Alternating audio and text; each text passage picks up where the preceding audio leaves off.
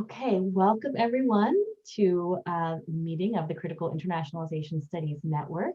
I am Sharon Stein. I'm speaking to you from beautiful Musqueam territory in what is currently known as Vancouver, Canada.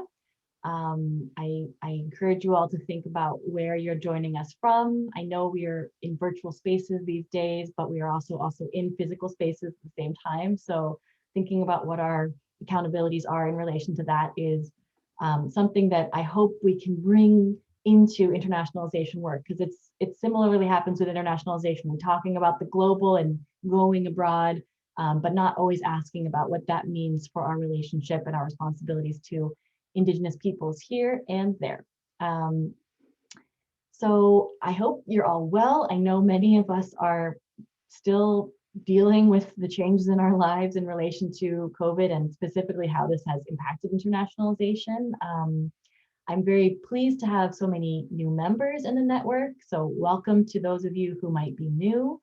I think at this point we have about 600 people on our list, which is fabulous. I want to give a shout out to the editors of the network newsletter, Dr. Tiffany, gotta admit this person, sorry, Dr. Tiffany Vigiano, Dr. Santiago Castillo Gutierrez, and Dr. Melissa Watley, who have been keeping us informed about upcoming events and goings on in the network for the past few months. Please keep in touch with them. And if you have something you would like to contribute to the newsletter or share with other members, oh great, Melissa, thank you for sharing that link. So today we'll hear from our guest speakers, who I will introduce momentarily, and they might ask if you have questions throughout, and then we'll have also time at the end. We will plan to leave the space open for 90 minutes, but if we end early, it's fine, and if you have to go early, no problem. I'm very excited about today's talk. I think it's a really important small effort to address some of the silos between these different critically important conversations in education that are often kept apart. So in this case, internationalization and climate change. It's an area, climate change is an area that remains pretty under considered in the area of internationalization. Although there's a forthcoming piece by Max Crumley-Effinger and Dr. Blanca Olave-Torres in a special issue that's coming out soon that I'm very excited about, that tries to continue building this bridge. And I'm really excited for our speakers to, for bringing this to us. And so Pii-Tuulia and Adinda actually reached out to me to see if there might be a way to connect their network, the Climate Action Network for International Educators, with our network, and of course said yes, and invited them to speak a bit about their work in this area, and to see how we might make some connections sort of as the networks as a whole, but also maybe specific connections of people wanting to do this work. So I'm very excited to have them with us today, and I will introduce them and then give them the floor. So Pii-Tuulia Nikula is a senior lecturer at Eastern Institute of Technology in Aotearoa, New Zealand. She holds a PhD in politics and international relations from the University of Auckland. Most of her research focuses on sustainability and ethical behavior within the international education industry, with an evolving interest in environmental questions. And she is one of the co-founders of the Climate Action Network for International Educators. And Adinda Gaalen works as a researcher and senior policy officer at NUFIC in the Netherlands, and is a part-time PhD candidate at Ghent University in Belgium. She works with both institutional and national level decision makers, as well as practitioners. She's developed expertise in various educational sectors through this work.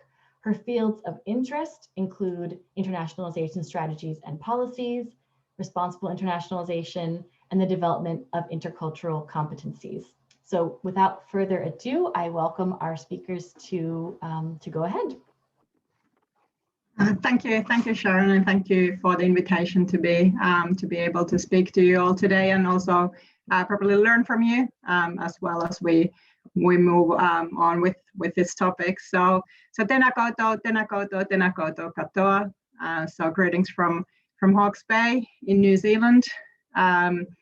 we live a little bit different life here in New Zealand than a lot of the global colleagues, but we're also in our very little bubble as well. So our borders have been pretty much closed for over a year now. So there's no going out, there's no coming in really. So it really kind of makes you think about, you know, the importance of mobility. Again, I have been quite privileged in my own life, having been an international student quite a many times. And when we talk about the topic of climate action and decarbonization, I always try to, you know, keep in mind the opportunities I have had when I talk about, you know, what type of opportunities that the future generation should have as well. So I can start by discussing CANIE first, and then we can discuss the intersection between climate action and international education, and some of the tensions and questions me and Adinda have, and hopefully maybe some new ideas from you as well. So I'm just starting my presentation.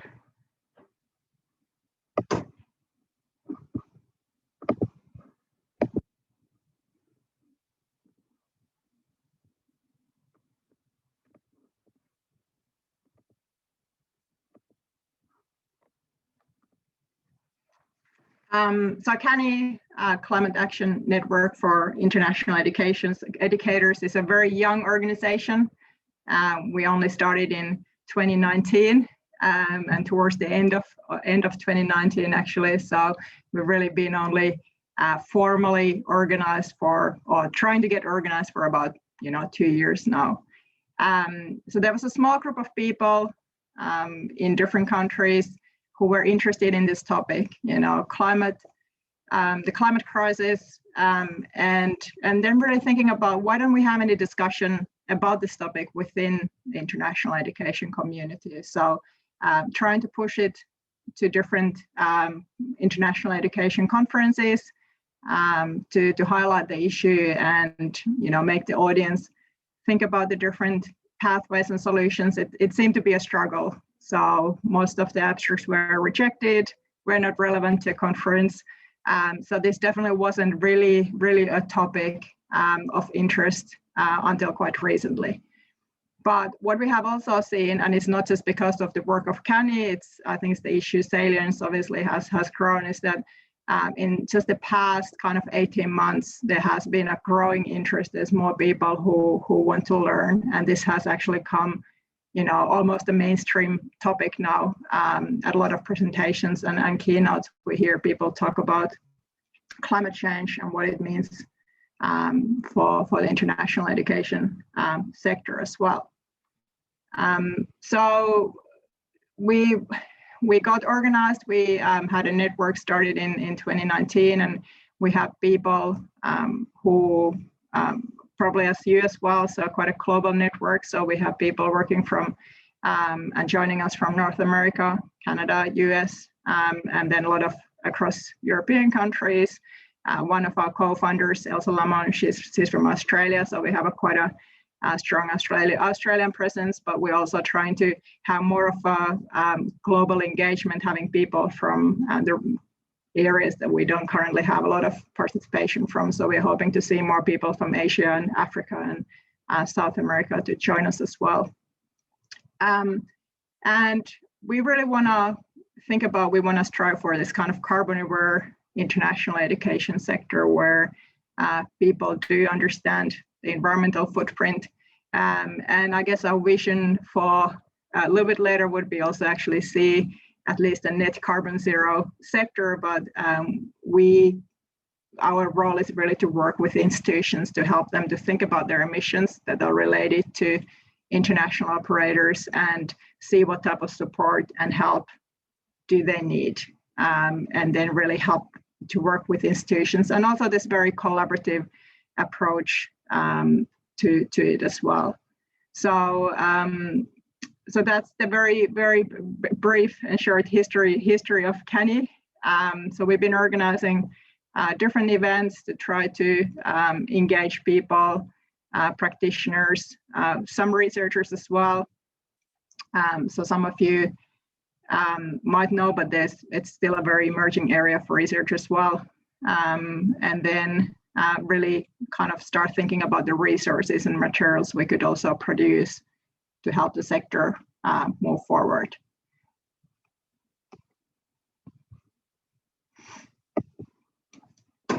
So when we think about higher education institutions, quite a few higher education institutions obviously have goals related to internationalization, and it's obviously quite often this growth narrative as well. We want to have more of them rather than less, and we want to have also a lot of our own students to go abroad and experience other cultures and other countries. But then also we have obviously sustainable development goals quite often now. A lot of large institutions would say, you know, we want to have a look at what the SDGs are and how does our operation align with them. And that quite often includes climate action. And there's now kind of a growing number of institutions, universities and other higher education institutions who do try to measure their emissions and also have plans to reduce their emissions as well as take other type of climate action. But as I mentioned in my presentation, you know, climate change and climate action, it's still a fairly new topic within the community. So when I first started to mention this topic, maybe sometime in 2018, a lot of people couldn't make a connection. You know, there's no emissions related to international education. It was kind of seen as this kind of a very clean industry, rather than actually thinking about, well, yes, almost everything has a footprint. So how big is that issue? And, you know, what should we as a sector do about it? And what we also know obviously is that at institutions, quite often we have the sustainability office and international office, and they live their separate lives. So there's not necessarily always a lot of connection and dialogue between those different two offices as such. And there's also quite different drivers and values that exist. But there's also obviously value tensions between the different SDGs, for example. So sustainability, if we think about social sustainability, or we think about providing more equal opportunities to international education, and then environmental sustainability. So I guess we don't necessarily always really understand what type of tensions exist in the everyday practice of internationalization and running these type of operations. And I guess that's something we'd like to today start discussing with you as well.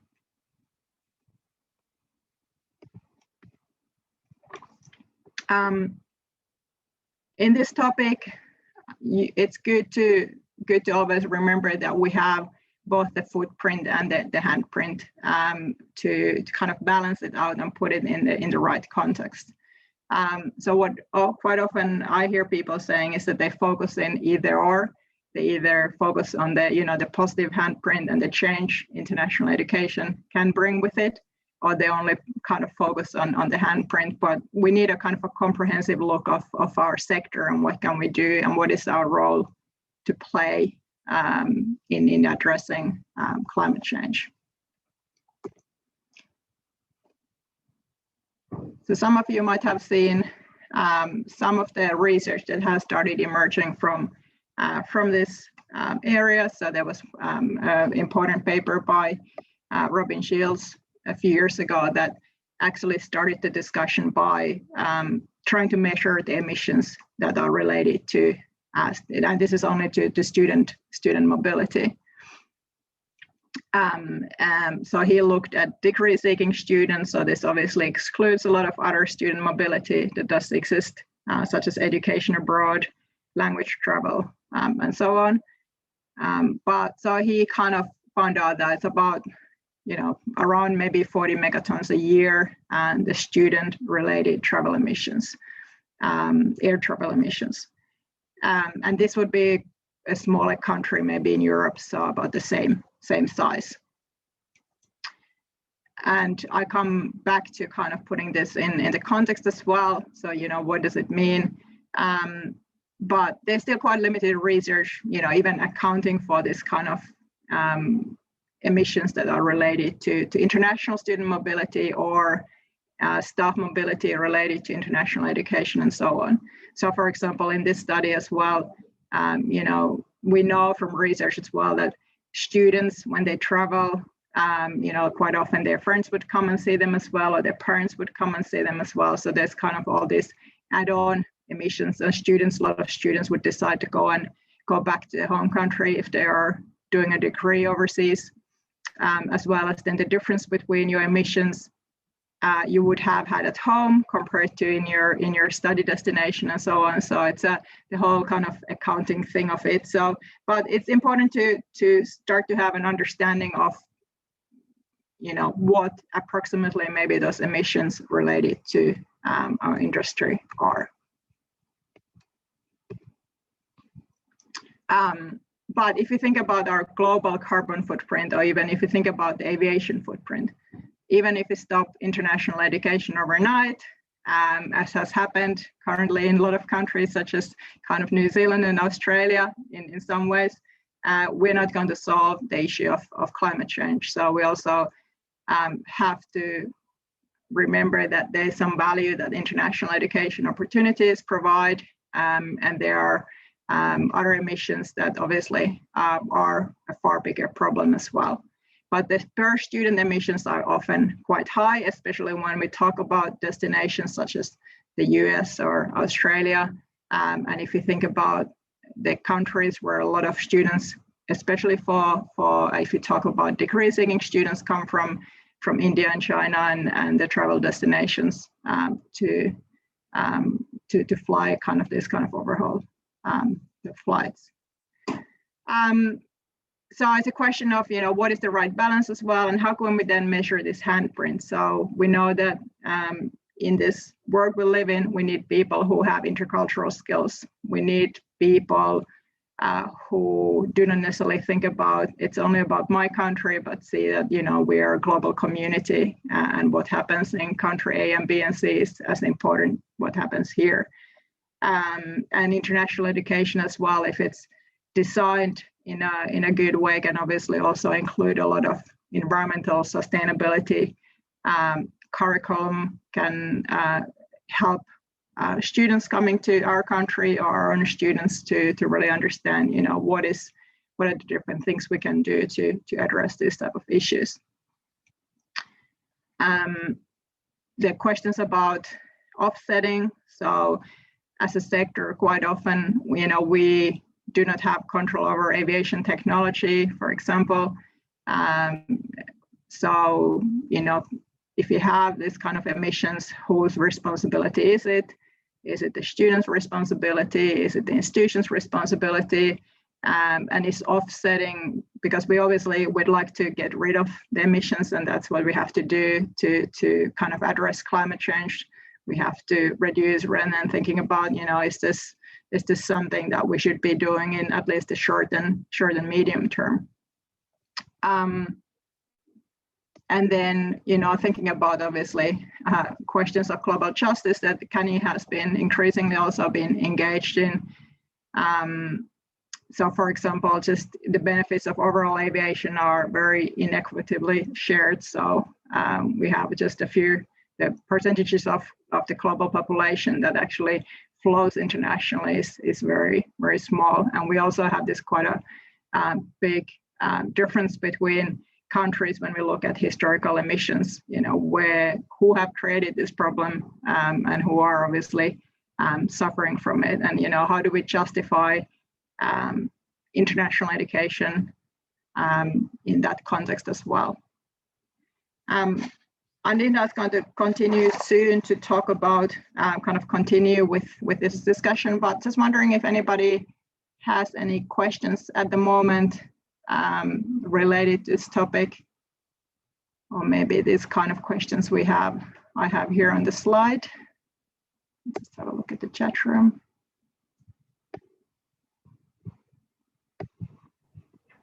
If you have a question and you want to either put it in the chat or raise your blue hand, or even I think there's Not so many of us, you could turn on your video.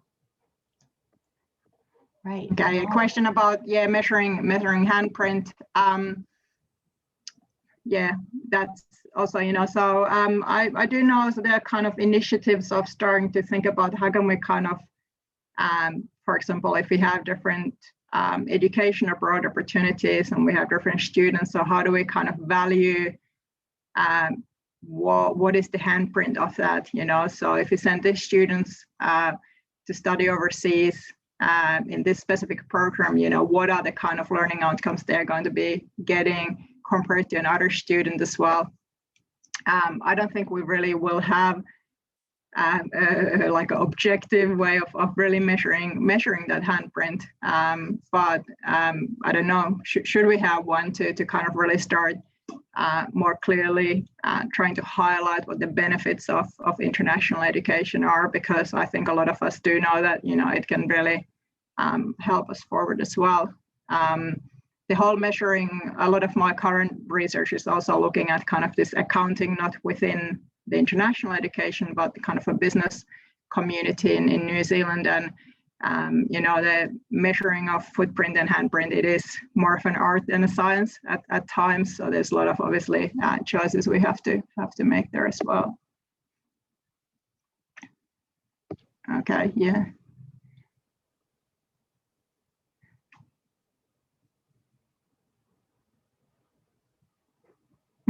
Yeah, so somebody's asking if there are studies that compare the carbon footprint if the students stay at home versus travel to study elsewhere.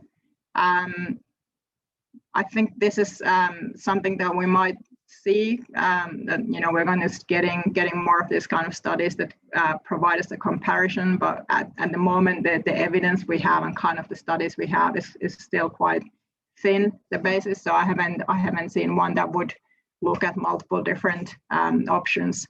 And also something Adinda is obviously going to be talking soon is that, you know, we can have these different types of modes and programs, and all of them do have a footprint. So even virtual opportunities do have a footprint, you know, included in them. So it would be, I think I do actually have a few, maybe one study, maybe I'd be able to refer to somewhat later today as well.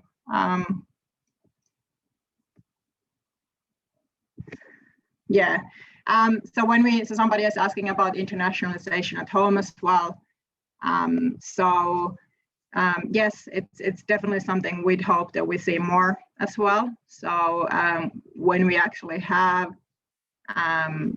really thought about, you know, internationalization, and for example, if we get students coming from elsewhere to our campus, you know, how can we really highlight the value of having them and engaging them more? Because what we know from research is as well that people kind of, we might have international students on campus and then they're kind of in their own group, and we don't necessarily, we're not able to integrate them with our domestic students.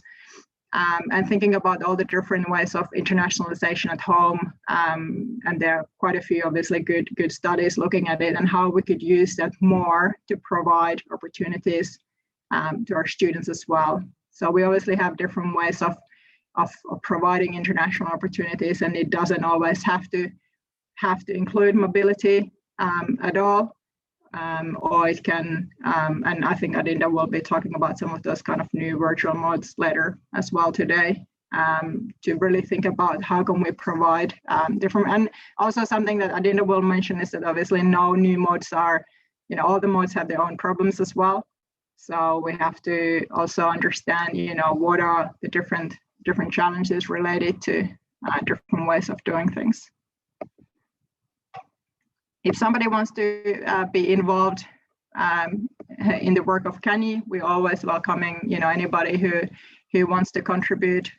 So I can add our website link in the chat function later today. It's free.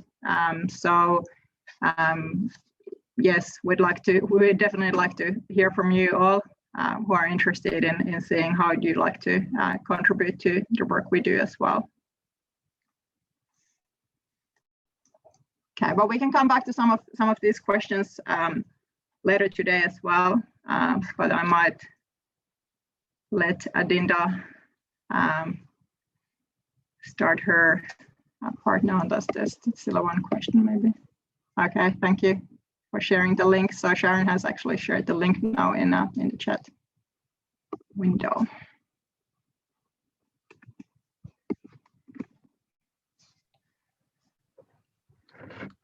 Hello. Yeah, thank you, Pii-Tuulia.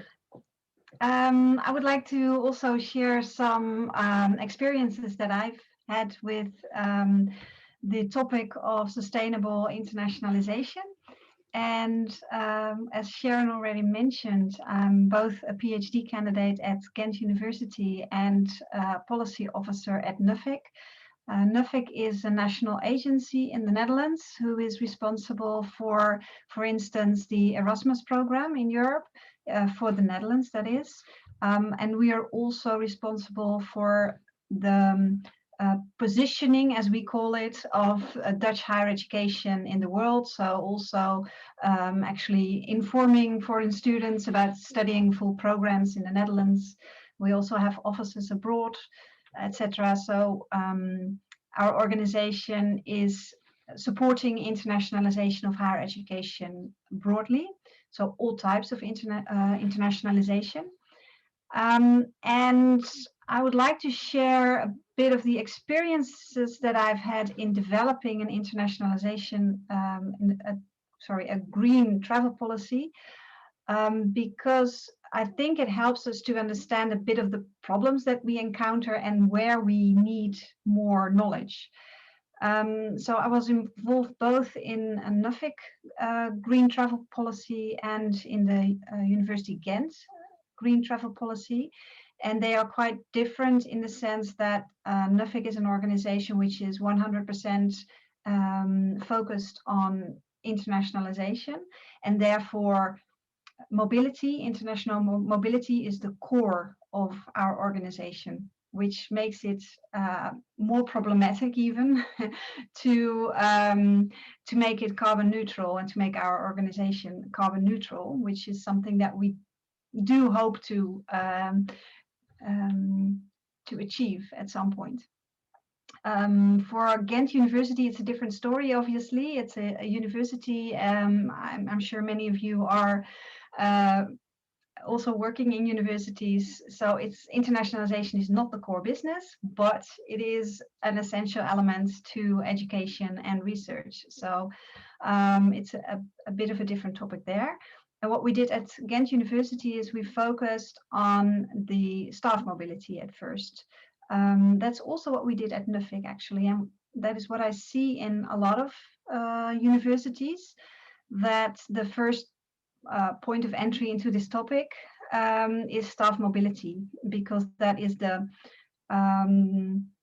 easiest to actually influence by institutions, because the budget obviously is determined by the institution itself, whereas for mobility of students, it's often very much also a decision of students themselves, because they often very actually pay for the trip themselves.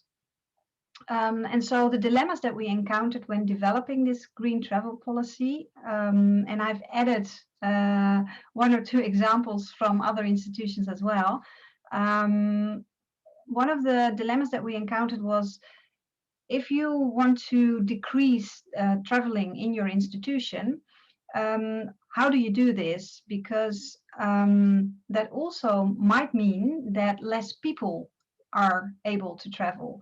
And in that sense, traveling could become more inclusive than it is now. So less people allowed or enabled to travel. And that is actually, it goes against other values of institutions, inclusiveness. Another dilemma that we encountered was, if you want to decrease the carbon footprint, it often helps a lot if you travel shorter distances.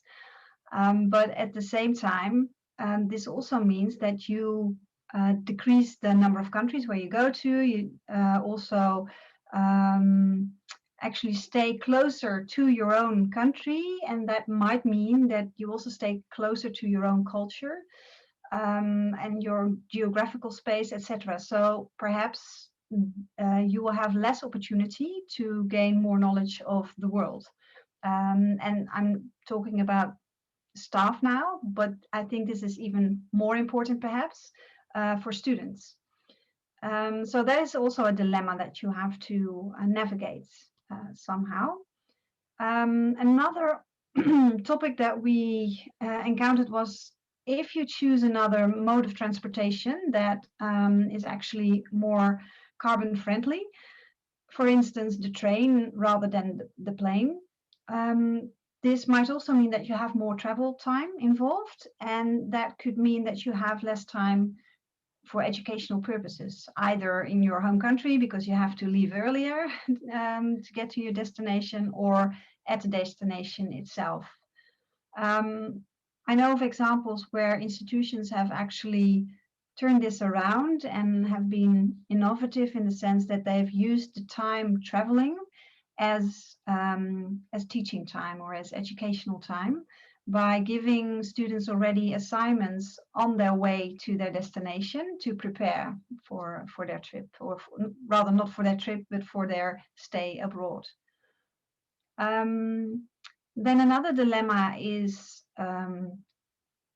there are a lot of online alternatives, obviously. One of them is collaborative online international learning, which is growing quite a lot. It has been growing a lot over the years, but particularly now there's a lot of interest in it during the COVID pandemic. And this is a very good alternative to a lot of mobility options. But on the other hand, if you look at it from the perspective of intercultural cooperation, it may not be always a good, and for students. So if you are only using online alternatives, this may jeopardize in the end a good international cooperation with partners. So that's always something to also keep in mind, to keep a balance. And then a fifth dilemma, and I'm sure there are many more. This is just the beginning, but another dilemma is if you use alternative modes, for instance, the train, as I mentioned, but also the digital alternatives, there are always emissions involved. So even the digital alternatives also have carbon emissions attached to them. So that means that there is not really an easy solution to greening mobility and greening internationalization. We always have to balance two values that we would like to maintain. Can I have the next slide, Pii-Tuulia? And so that's what happens in a policy development process, where, well, what I've seen in both situations that I've been involved with was it was a bottom-up process. So in both cases, there were individuals within the organization that started to act like ambassadors of traveling greener. And they started to create awareness among their colleagues. They started to actually make different decisions for their individual traveling. And they started to share knowledge among their colleagues about options to travel greener. And so they found inspiration from literature, from other good practices. They started to share at conferences, etc. And a next step was to link their knowledge and also their inspiration to existing policies. And as Pii-Tuulia already mentioned, there are two more or less logical places to go for this topic, which is the International Office or Internationalization policy officers, etc. And the Green Office or Sustainability Office, or whatever this is called. And so people in these organizations are started to look for colleagues in those offices and trying to find a link. This was not always that easy because there are different aims and ambitions involved. And so there was a lot of going back and forth in what could we actually do, what do we agree on, and what is the limit to us, because we still want to reach our aim. For instance, the International Office still wants to send out a lot of students. They still need staff to go to partner universities or to recruit students, to set up new partnerships on research, for instance. So how do we deal with a cut in the carbon footprint, but at the same time being able to maintain a standard for our internationalization activities? So there was a lot of going back and forth, and finally we ended up with a proposal to the board, both to Nuffic and to Ghent University. And obviously the board very much wanted to see the commitment of the staff in general. So they were also very keen that there was enough support within the organization for this plan. And so we had to go back again and actually find the support and officially show this support to the board. And then they agreed on most of the plan. So there were some changes. And so now we are, well, actually there are two stages. At Nuffic, we are still at the beginning. So we now are at the beginning of the implementation stage, whereas in Ghent University, this has already started a few years ago. So now there's actually a second round of policy development, but the first policy was already implemented and has already gained some results. Can I have the next slide, please?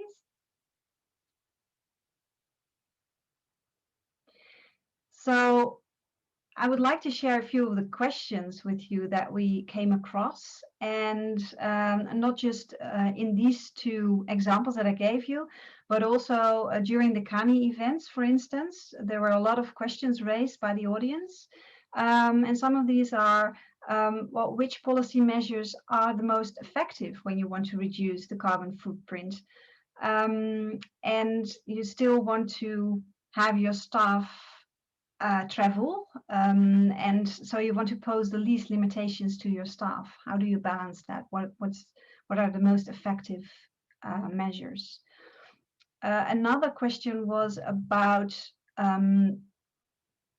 if there is a culture now established on internationalization as a positive thing, as something that we would like everybody to participate in, and mobility is seen as the key, which is in many institutions still seen as the first go-to if you want to internationalize student mobility. How can you change a culture in terms of both the choice for internationalization activities and the choice of travel for the students and the staff? What goes with that is, what does it mean to go abroad? What does it deliver in terms of learning outcomes, which was already mentioned earlier? And what does it mean to stay at home and internationalize at home in terms of learning outcomes? Can we actually make, can we do research on, a comparison of the two different modes of internationalization? How can international conferences offer good online networking? We know that international conferences have all go online in the past year, and it has sometimes worked reasonably well, and sometimes it has not worked at all.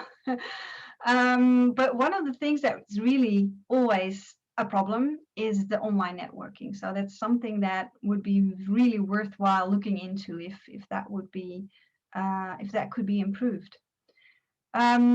What is a fair distribution of travel miles among faculty? Can we allow young staff to take the opportunity to go abroad to actually meet other researchers, which will help them for the rest of their career? Or do we allow the senior faculty to go abroad? And what role can grant schemes play in greening mobility? So can we include certain regulations in the schemes to stimulate green mobility. Can I have the next slide? So what would be beneficial, we feel, is if there could be more research on the extent of the benefits of greener mobility. So obviously, a benefit would be lowering the carbon footprint, but by how much? So we would need to know more about how much, which measures would actually lead to how much lowering of the carbon footprint. What does it mean to more equal access? What does it mean to inclusive internationalization? And how can we still have more or less efficient collaborations internationally? So those are a few of the topics that would actually require more research in order to help us to develop greener travel policies. And I'm very curious to hear your thoughts and questions, ideas about this.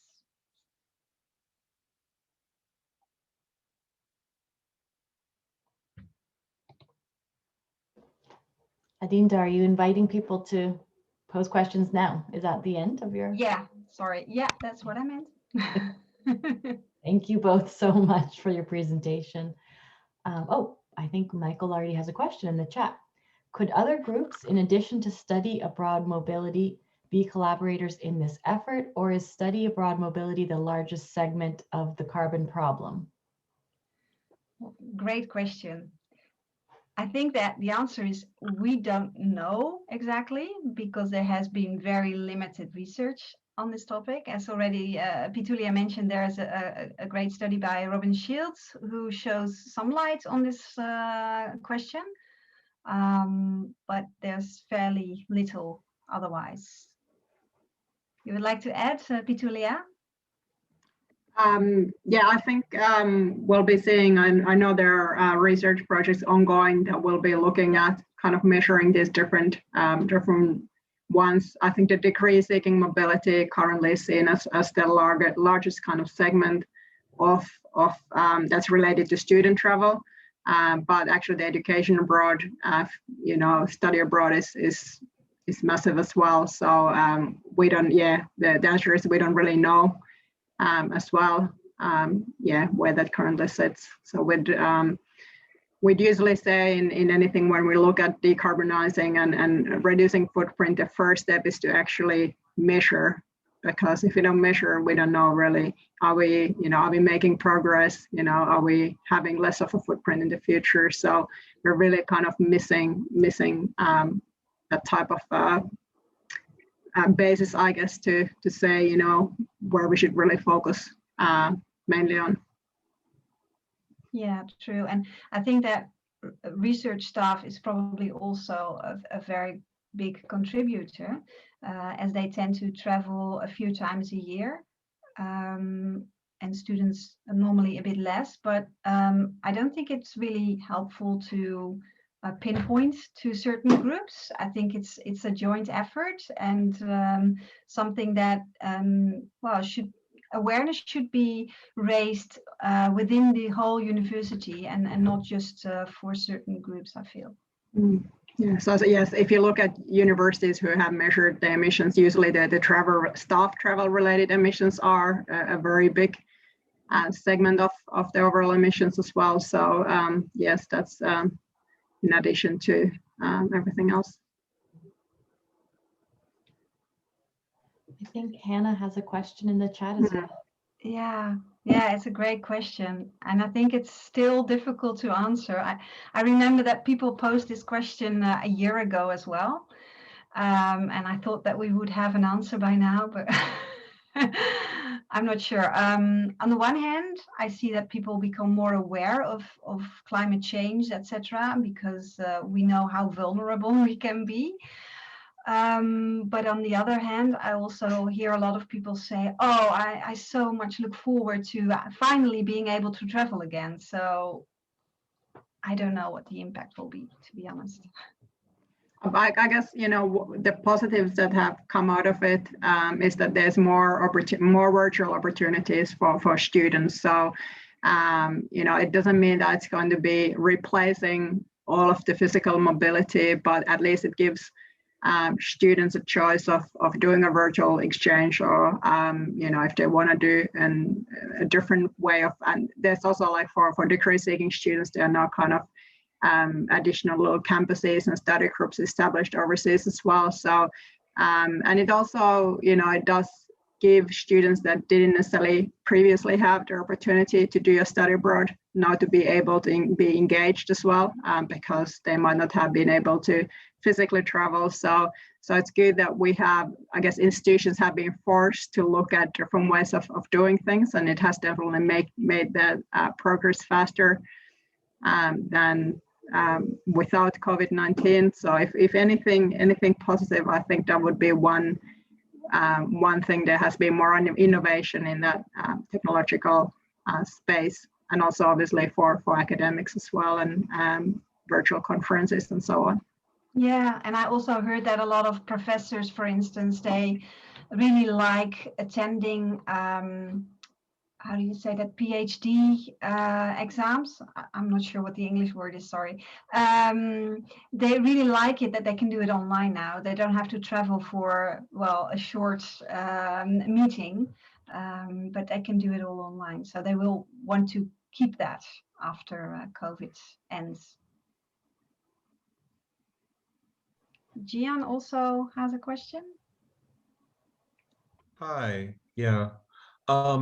So thank you for your presentation. This is something that I've thought about a lot, especially in terms of like sustainability. And I'm thinking about this concept of fairness and what it would look like, because you mentioned a couple of times not wanting to sort of pinpoint any specific group, which I think is a really interesting way of approaching it. And you also kind of mentioned in terms of like demographics, kind of age and seniority in terms of fairness, like maybe older or more senior researchers should be able to travel, or younger, depending upon the sort of cost benefit analysis. And so I just wanted to ask you what your thoughts are about what this would look like in terms of like global relations, right? Because if we're thinking about this for, our context, how would this maybe translate in places like the Global South, where, that the same kind of relationship to emissions isn't necessarily the case as it is in the West. So I'm kind of curious to hear both of your thoughts on that. Yeah, great question. It's definitely something that is on people's mind when we talk about this carbon footprint. I think most people are quite aware that the carbon footprint is mainly caused by Western countries, and that if we now all start to realize that traveling should be cut perhaps for a part, then the question comes up: do we also expect countries in the Global South to do the same? It's a difficult question. Yeah, I think it's something that should actually be taken into account in at least in national policies and in international cooperation. Yeah, it's a tricky question, and as you said, we have that kind of global fairness as well. We have most of the global population who's never, traveled internationally. So we're going to tell the students from China and India that, you're not going to have that opportunity because we need to keep, our emissions at check as well. So, and also myself, so I've been, what you can do, I've been reducing my own travel, and now it's been very easy because, I have a good, I guess, reason not to travel because I can't get out of New Zealand. But thinking about also if I need to really travel, I have to offset. But now I'm moving that discussion forward in my head as well. I have to really start thinking about how can I offset all my historical emissions as well, because I have had all these opportunities, and offsetting is it's not gold standard, but it would be the kind of the minimum thing to do as well. So yeah, how do we still provide, how do we balance those kind of conflicting values, and how do we compare whether the student A is more deserving of travel than student B? Those are going to be very difficult questions and probably quite difficult for institutions to have really kind of that kind of framework. So it's a really kind of first steps to saying that, yeah, we should probably start having this dialogue now. You know, what is the way forward? There was a question about references. So if you want to just, I can write down my email. If you want to send me an email, I'm happy to send you some links to resources and research that exists. There are some more practical sources on CANIE website as well. But for research, I'm not sure how many studies we have on our website. So I'm happy to give you a few references as well. And somebody asked here, Michael asked about electric airplanes. I guess we'd love to have technology that would allow us to travel with, you know, no or very little emissions, and that would obviously be a great solution, what we'd obviously all prefer. But I guess we can't currently really rely on that happening in the time frame we need to see a massive change in the emissions. So, you know, maybe in the future it has been solved in a way that we don't really need to have this discussion anymore about emissions related to for example, air travel, but it might not be available for us in the next kind of 10 years or so. I'm wondering if I can ask a question. I always try to let the audience go first before I don't want to abuse my role as a host, but just because it also kind of dovetails with Jian's question, I think, and also even this question of the role of technology. I mean, I think one thing that becomes really clear, especially when I look across the three areas that I'm particularly interested in, but I think are all also related to a lot of our intersecting work and within the network, is this question of climate change and sustainability, this question of internationalization, as well as this question of decolonization and indigenization. And I think for all of these areas, what becomes really clear to me is that while looking for sort of policy changes and immediate solutions and answers is really, really important in our own contextually specific institutional contexts, there's also a need for spaces for sitting with the kind of complexities that are coming up in the question like Jan's, or a question like, well, what's the role of technology in this? And a question of how do we, for instance, see ourselves as but part of the problem, as well as seeing ourselves as potentially part of the solution? How do we think about the fact that some of these changes in all three of these areas, in order for us to work toward a more sustainable world and a more just world, might require some people that have had certain things, certain entitlements, certain securities, to give those things up in order for us to all live together in a sustainable way? And how can we support each other and our students to actually sit with the complexities, the depth of the challenge, our complicity in this, without becoming overwhelmed or feeling like we want to be rescued from this complexity and our discomfort by looking for sort of immediate answers or solutions? How do we actually sit with this complexity and this difficulty, as well as making these sort of strategic institutional interventions?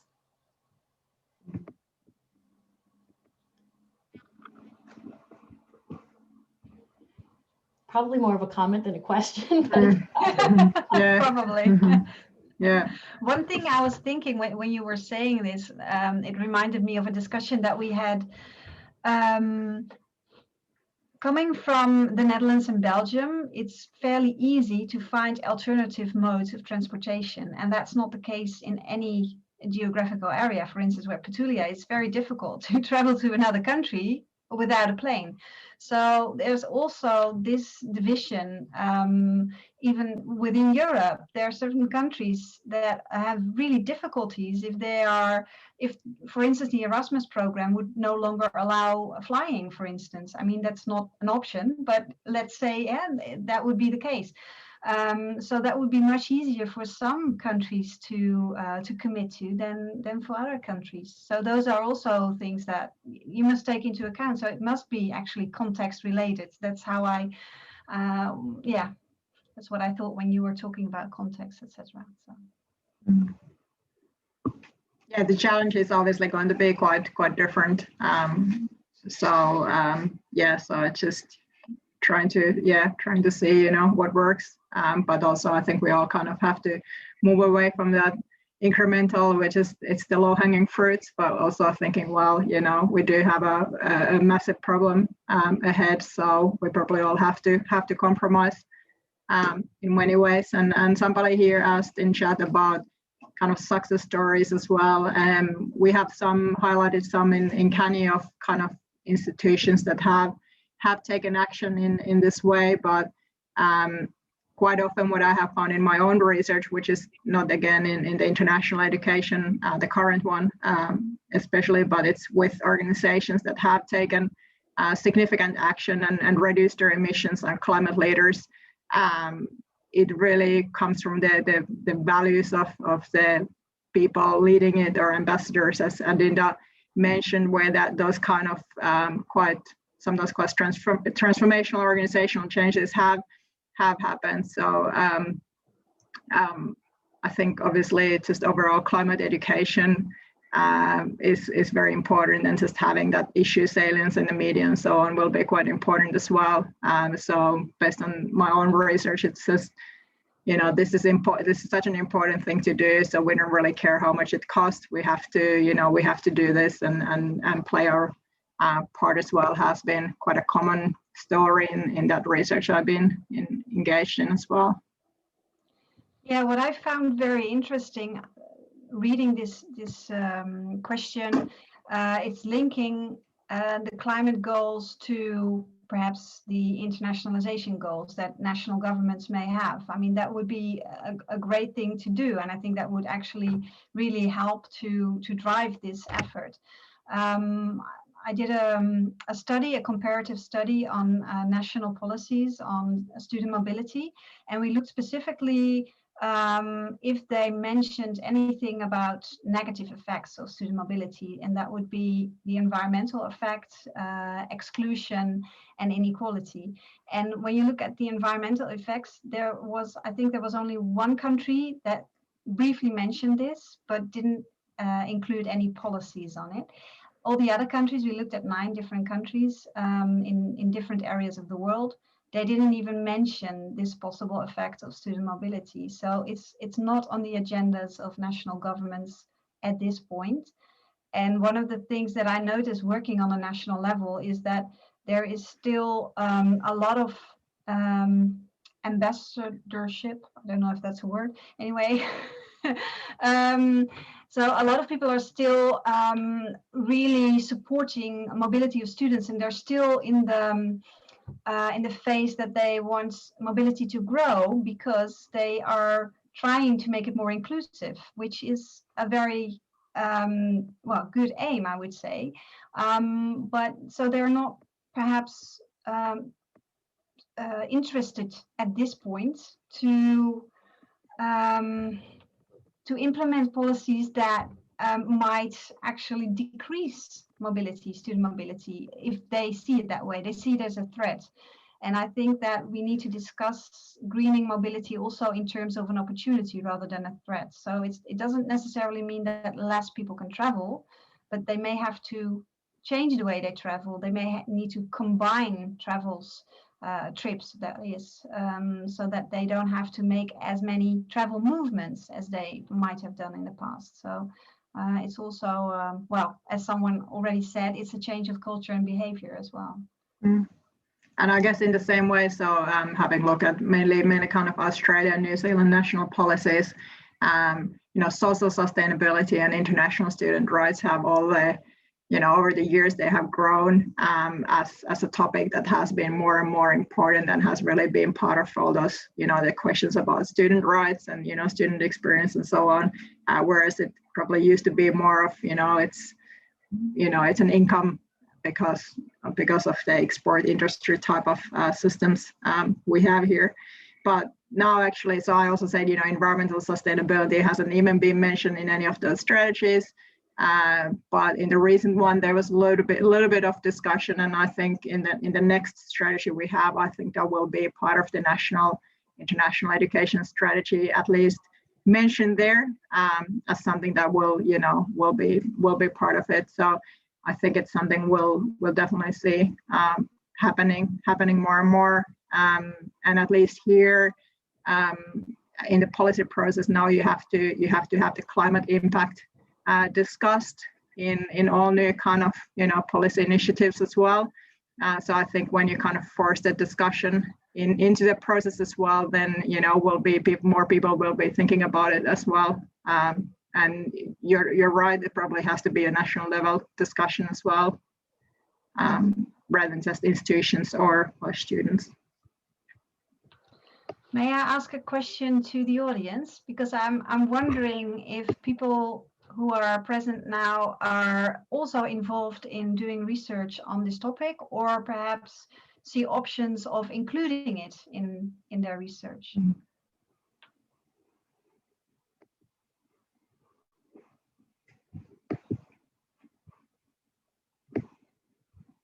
No one. You can Shall respond in the chat, yeah, if you want sure. to. Yeah.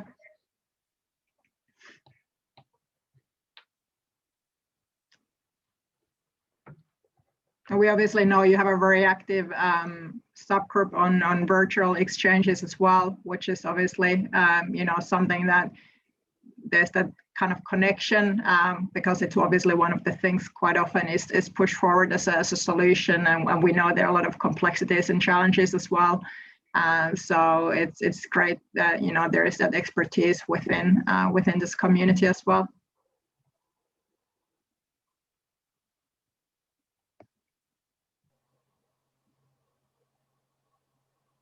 It seems like the interest is sort of just bubbling, and I think that question about like the bibliography, it was telling, and I think that might be one way to kind of invite people into, so that we start to grow this body of work, and we know where the conversation is at, so that we know kind of where to go next.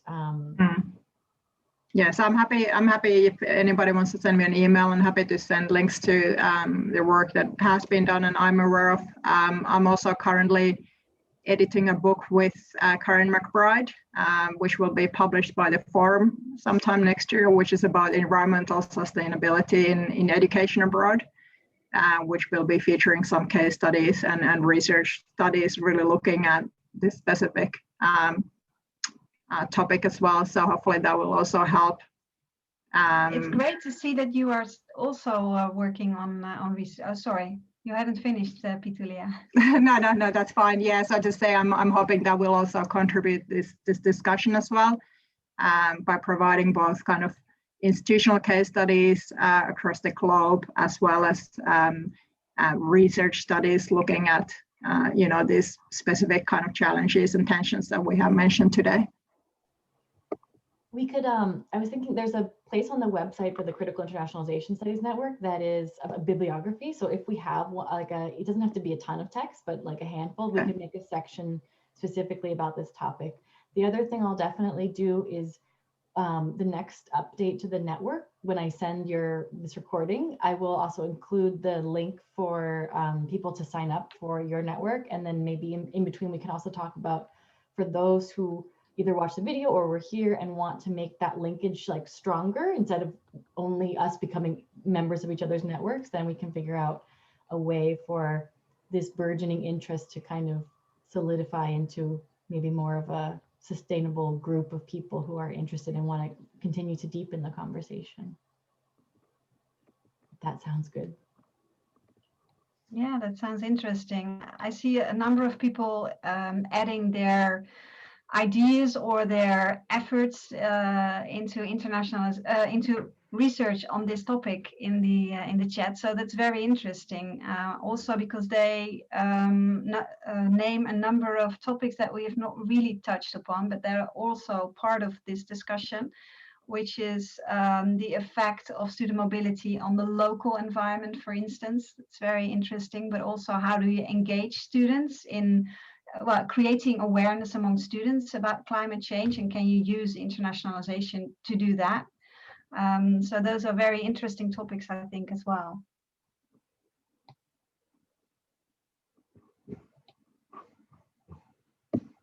And somebody here saying, you know, this might be quite a controversial topic in the US because, you know, and we all know like there are a lot of institutions currently suffering in a lot of countries with borders being closed and international students not being able to travel.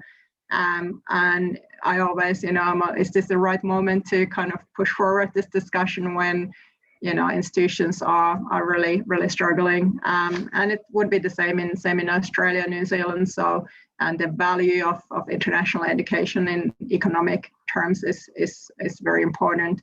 But we've been able to, I think, New Zealand and Australia has been quite open for having this discussion as well. So I'd say that if you position and frame it in a way where saying, you know, we have to.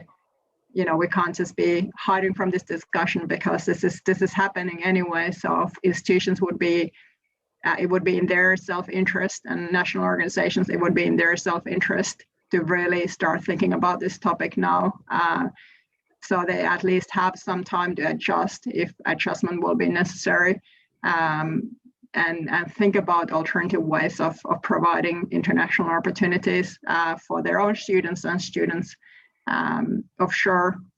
So it's not necessarily something that we can just say, well, it's not happening, you know, it's not my problem. So I do think all institutions and organizations have to really start considering this now and not in 10 years time.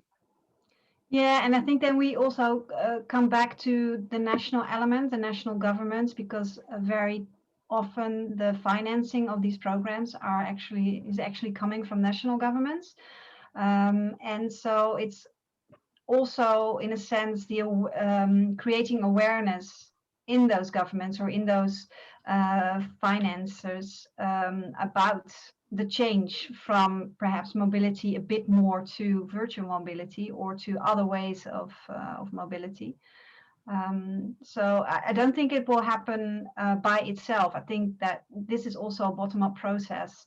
As I mentioned, that within institutions, it's often a bottom-up process, but I also believe that looking at where the financing of many of the mobility programs is coming from, we as institutions will also need to address this topic within those financing organizations to make the change possible, I think.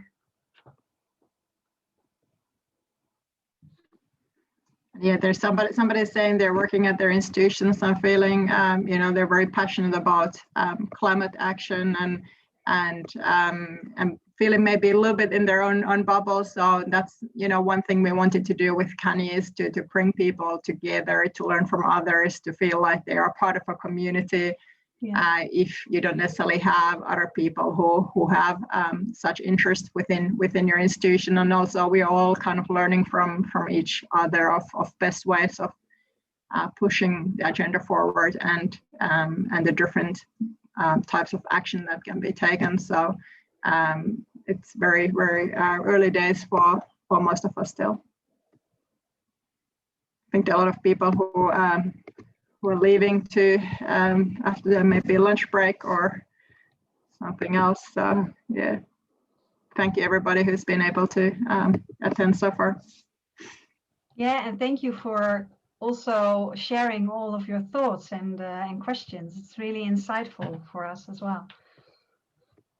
Yeah, I think I really sense that there's growing interest in this area, and we had a really great turnout today, and I know that it was the topic that you invited that drew people in. So I'm hoping we can continue the conversation and see what that might look like in terms of bringing the two networks together. I'm really glad that you brought this to us, and I know that it's going to continue to develop into something important in terms of becoming a more integral part of our internationalization, our critical internationalization efforts. So thank you both very, very much. I will follow up and we can figure out how to move forward to make sure we continue with the momentum of people's interest that was expressed today. Thank you all in the audience for coming, and we will see you next time. Have a great week. Thank you. Thank you. Bye. Bye-bye.